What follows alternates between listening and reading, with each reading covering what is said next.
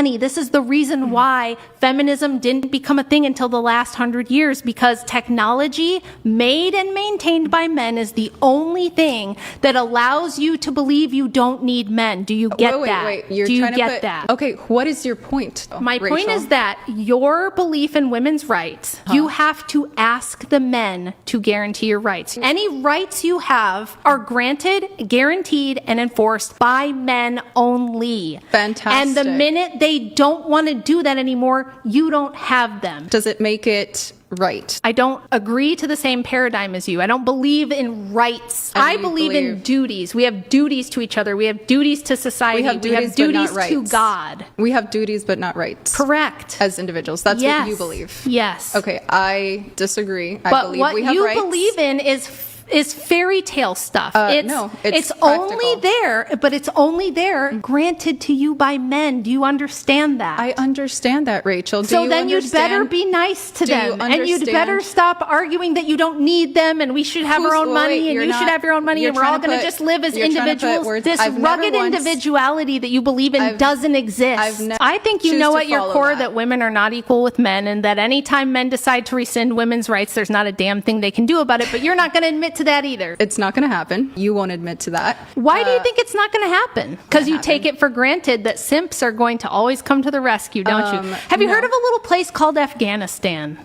Yeah. Okay, what about Iran? What about a little place called Iran? Yeah. Okay, what about Russia? Russia's not even Muslim. How about Russia? I'm talking about the United States. Okay, but what I'm telling you is historically, there's multiple places around the world where regardless of religion or other factors, women had rights, and then the men said, not so much anymore. Why do you think that won't and couldn't happen here? Other than the fact that you've lived a privileged female life that leads you to believe that, like, this could never happen to me. I don't think it's a privilege to demand equal voting rights. You can demand it all day, sweetie, but if the patriarchy doesn't grant it, you're out of luck. Right. Do you believe inherent human rights are derived on whether somebody else can take them from you or yes. not? I don't agree with that. Now, be careful, because I know you don't know philosophy. Sure. That's an is statement. It's not an ought claim. I'm not saying rights ought to be taken. I'm saying if tomorrow men don't want to enforce women's rights, you and I can't do anything about it. I don't know. Privilege is invisible to those who have it, and there is no one more privileged than women in Western societies. Men have built literally everything that provides for women's comfort and convenience, safety, and sustenance in life. Women can't do all the jobs men do, especially jobs where physical strength and endurance is required, like in energy, infrastructure, and construction, etc. But men can easily do all the jobs women do. None of the jobs that women do are essential to a thriving economy and to keep society functioning and our nation secure. If men were to all disappear, society would collapse, and women wouldn't be able to do anything to prevent it or to recover from it and restore things to how they were because they can't do all that men do to keep things running. There isn't enough women who know how, let alone want to learn how and do what's required to fill those responsibilities.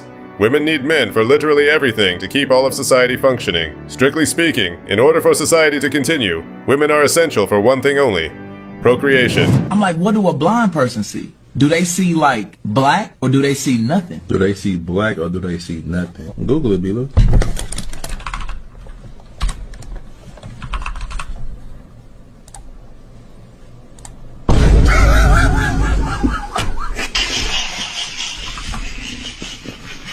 This is how all old people do it, by the way. You can search for whatever you need right in the address bar at the top, but some people type the name of their search engine there.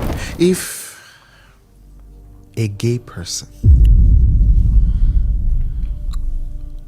falls asleep for a long time, let's say 12 hours. So, okay, 12 hours. Then did they fall asleep 12 hours straight? Or 12 hours gay?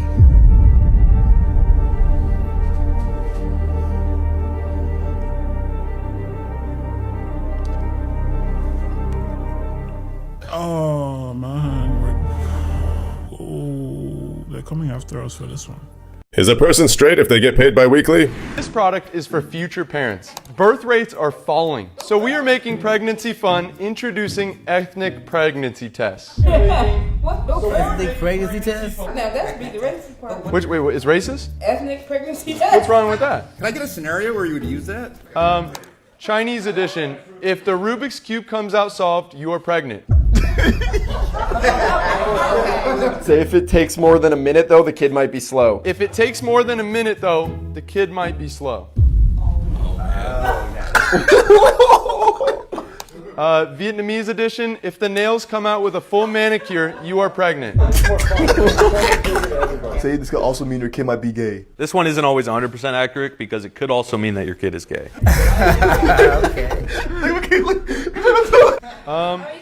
The Jewish edition, if stocks are up when you pull your phone out, you are pregnant. Oh my gosh. If pregnancy test kit is stolen, then it's black. The most dangerous person in your marriage has 847,000 followers and has never met you, but your spouse watches them every night. I'm not exaggerating when I say that social media has changed the nature of what I watched unfold in divorce cases. The comparisons are constant. The access to other people, real and imagined, is constant. The drip feed of other lives that look better, easier, and more exciting than yours is constant. And here's what that does to a marriage. It manufactures dissatisfaction of things that were fine. I went through a high conflict divorce myself. I know what the end of a real relationship costs. And I watch people now risk that cost for a version of life they saw on a screen, built by strangers who are also miserable, but post better than you do. The algorithm is not rooting for your marriage. It is optimized for your attention. And your attention is most easily captured by the belief that somewhere, someone is living a life better than yours. They are not. I promise you. My wife has stepped away from social media for the last month or two, give or take 30 minutes in there almost immediately. I have an improvement in our marriage. It's time to call it like it is. Social media is damaging to women as corn is to men. Men and women can get lost in it all. My ex followed mostly women online, and he had a very hard time ever having gratitude for what he already had.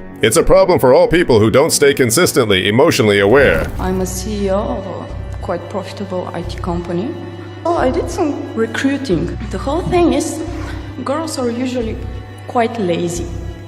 They're just not that good programmers. Sorry, but that's true, honestly.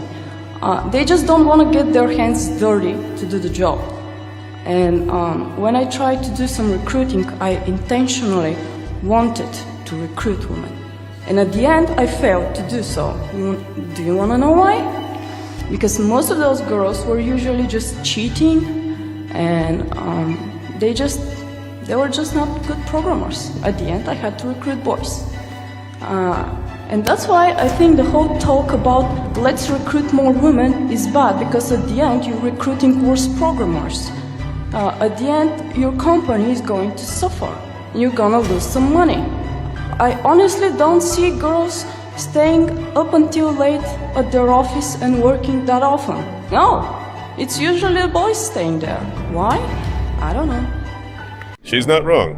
I hired all men when I was in charge as a district manager. The few women that I hired made me regret it every time. They had the worst attendance, they had the most excuses, and they complained about every aspect of the job they asked us to hire them for. Hiring men rarely turned out to be a bad decision. They worked hard, didn't complain, and made sure to go the extra mile. They also got promoted faster because of their work ethic. Is there a difference why men get divorced versus why women get divorced? Women marry the man they want to spend the rest of their life with, and men marry the woman they don't want to spend the rest of their life without. When a man feels like there are no options left for this to become what it is he wanted it to be when he envisioned it, they tap out. And women, when they feel like they're already alone. That's why a lot of women, when they have affairs, it's a way to prove to themselves that it's really over. He was on point from the man's perspective. As soon as you know it's never going to be what you want it to be, you immediately check out. Thank you for watching, guys. The views are still low for now, but anyway, subscribe if you like the content and leave your comments. I'll read all of them. See you next time.